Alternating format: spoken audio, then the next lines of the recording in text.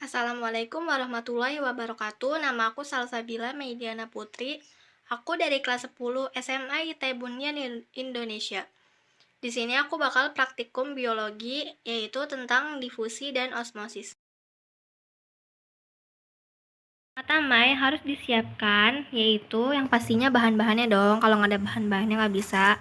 Yang pertama-tama itu, sini ada kentang. Kentangnya pakai satu juga cukup karena cuma butuh 2 yang dipotong. Lalu dipotong menjadi kubus berukuran 3 cm kayak gini. Terus ada mangkok kosong, ada air yang sudah dimasukkan ke gelas masing-masing, ada air lagi buat nanti mencairkan garamnya dan sirupnya. Ada sirup, ada pisau buat memotong kentangnya. Ada garamnya garam halus ya. Udah deh, langsung aja kita buat. Step yang pertama, kita buat cekungan di atas kentang yang sudah dibentuk kubus tadi.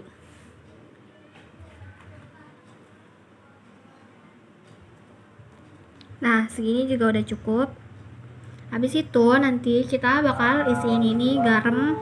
Kita bakal isiin garam secukupnya aja. Nah, ini ya, kita ya bakal isiin garam ke dalam sininya. Udah sampai isinya penuh. Pokoknya jangan ada celahnya. Ini masih harus diisi lagi. Kita isi lagi.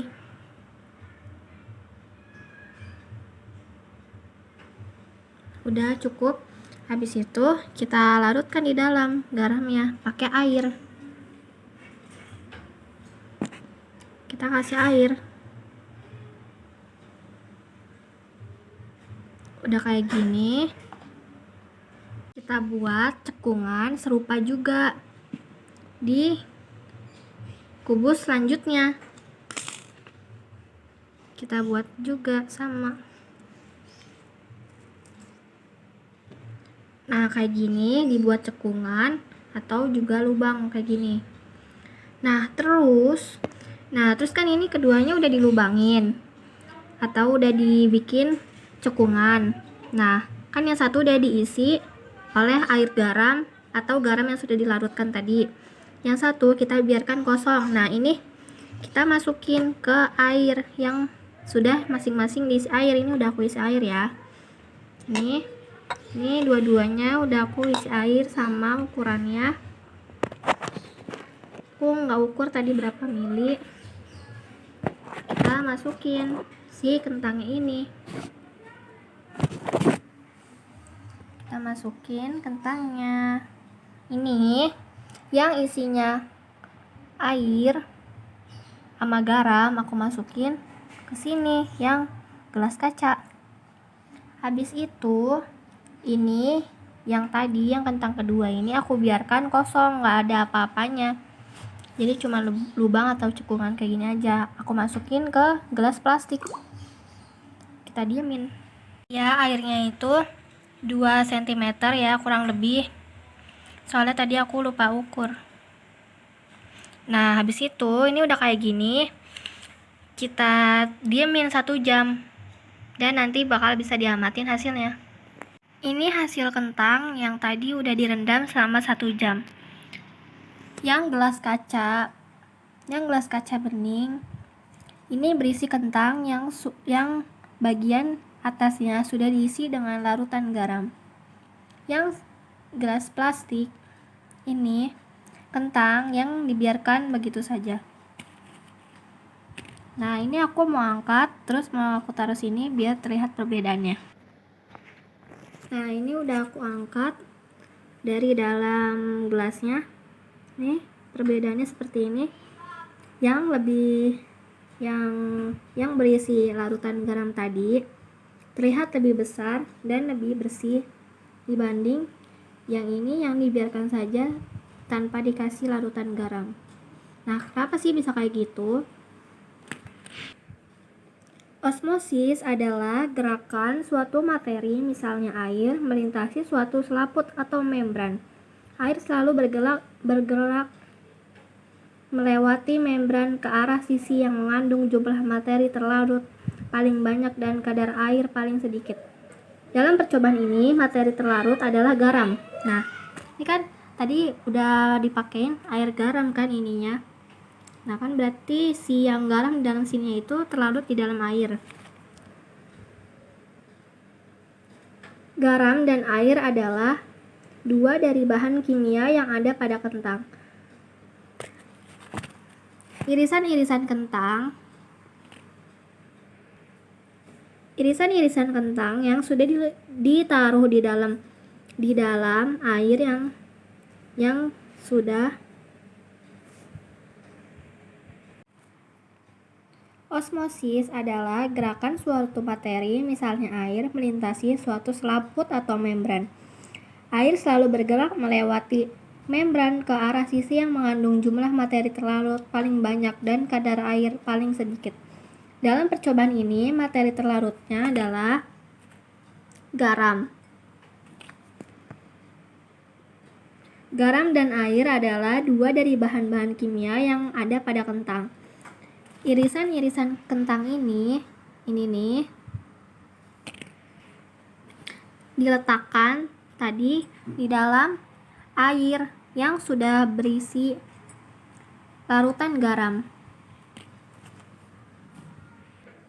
Dan yang satunya lagi air yang ditaruh di dalam gelas tanpa ada larutan apapun. Jadi ini air tawar aja. Irisan-irisan kentang yang diletakkan pada gelas air tawar akan mempunyai kadar air semula ditambah dengan air dari mangkuk yang masuk ke dalam air melalui membran sel. Air yang masuk ini membuat irisan-irisan kentang tadi menjadi kaku. Kadar garam dalam tiap irisan kentang lebih kecil jumlahnya dibanding dengan kadar yang ada dalam gelas air garam. Irisan-irisan yang ada dalam mangkuk air garam menjadi lembek karena kehilangan sebagian dari air yang semula dikandung dalam sel-selnya. Air yang berasal dari dalam tiap irisan kentang keluar melalui membran-membran sel yang masuk ke dalam mangkuk air garam. Irisan-irisan tadi akan terisi sebagian dan menjadi lembek. Nah, ini dia terlihat lebih bersih dan lebih lembek dibanding yang ini. Tuh. Sedangkan penurunan berat kentang terjadi akibat perpindahan air dari sel-sel kentang ke larutan. Semakin tinggi larutan yang digunakan atau hipertonis, maka akan semakin lembek kentangnya. Nah, sedangkan air yang diisi dengan kentang atau kentang yang direndam di dalam air biasa yang ini, perpindahan air secara osmosis terjadi air suling atau hipotonis menuju sel-sel kentang. Hipertonis mengingat larutan dalam kentang lebih pekat daripada air suling. Masuklah air suling ke dalam sel-sel kentang. Akibat masuknya air pada sel kentang membuat sel dalam keadaan turgid atau tekanan turgor tinggi. Inilah yang menyebabkan kentang menjadi keras. Alasan inilah yang juga membuat kentang menjadi lebih berat. Nah, sudah tahu kan perbedaannya? Ini terlihat lebih lembek. Ini lebih lembek dibanding yang ini, jadi sangat keras. Next, yang kedua, ada sirup. Sirupnya secukupnya aja. Ada segelas air. Nah, ini tadi air yang dari sini udah aku tuang ke gelas. Nah, habis itu sirupnya ini masukin ke dalam gelas yang sudah berisi air kayak gini. Tapi jangan diaduk dulu ya. Kayak gini. Kita masukin. Udah secukupnya aja. Habis itu kita diemin beberapa menit. Nah, kalau udah kayak gini, diemin aja sampai 10 menit. Sampai si warnanya ini menyatu sendiri tanpa diaduk. Ini hasil sirup yang udah aku diemin selama 10 menit. Hasilnya, sirup yang mengendap di bawah bagian gelas sudah bersatu dengan sirup yang di dalam gelas dan menyebabkan kepekatan warna pada sirup. Terlihat kan warnanya lebih pekat dibanding yang tadi yang hanya mengendap di bawah sini. Nah, peristiwa ini yang dinamakan diffusi pada air, yaitu perpindahan dari konsentrasi yang rendah ke konsentrasi yang lebih tinggi. Nah, makanya yang menyebabkan dia bisa bersatu ini antara sirup dan airnya padahal tidak diaduk, itu namanya peristiwa difusi.